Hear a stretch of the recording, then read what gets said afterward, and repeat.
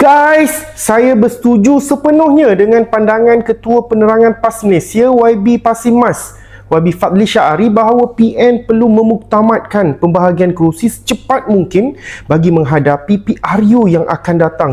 Ini bukan lagi masa untuk berbincang terlalu lama. Ini adalah masa untuk bertindak dengan jelas, tegas dan teratur. Ali Akbar telah bekerja selama beberapa tahun di Karambunai itu sendiri. Beliau merupakan adu lantikan. Pengaruhnya sebagai seorang adu lantikan, kerja dan aktivitinya turun ke bawah itu sangat membantu kemenangannya di Karambunai.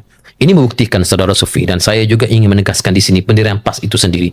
Kita mahu supaya pembahagian kerusi di antara PAS dan Bersatu juga Parti dan Perikatan Nasional dimuktamadkan seberapa segera yang mungkin. Kerana apabila pembahagian kerusi dalam pilihan raya ini dimuktamadkan seberapa segera yang mungkin, kita boleh terus meletakkan calon-calon yang kita rasa boleh untuk membawa amanah rakyat ini, dan mereka boleh terus bekerja. Dr. Ali di Karambunai membuktikan bahawa sekiranya calon itu bersedia lebih awal, bekerja lebih awal, ia boleh membantu kemenangan. Bukannya calon yang hanya bekerja selepas diumumkan saja. Selepas pengumuman, menunggu isytiharan calon dan pergi kepada hari pengundian sekitar 3 minggu saja. Pembahagian kerusi yang awal akan memberi ruang kepada setiap parti komponen untuk menggerakkan jentera tanpa ragu-ragu, membina kekuatan akar umbi dan memperkukuhkan kehadiran di kawasan masing-masing. Lagi-lagi di kerusi panas yang sering menjadi perebutan.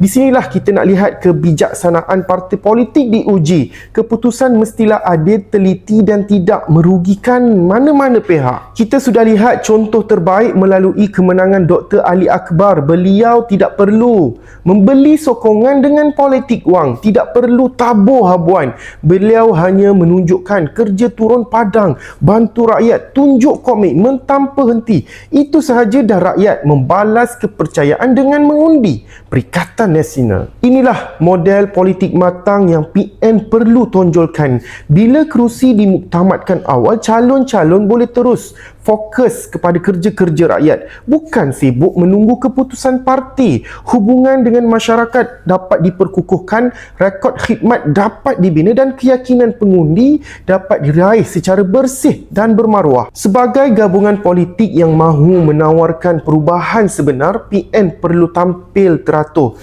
memuktamadkan pembahagian kerusi di seluruh negara dengan segera supaya semua calon boleh bekerja daripada sekarang dengan penuh disiplin, integriti dan komitmen untuk rakyat.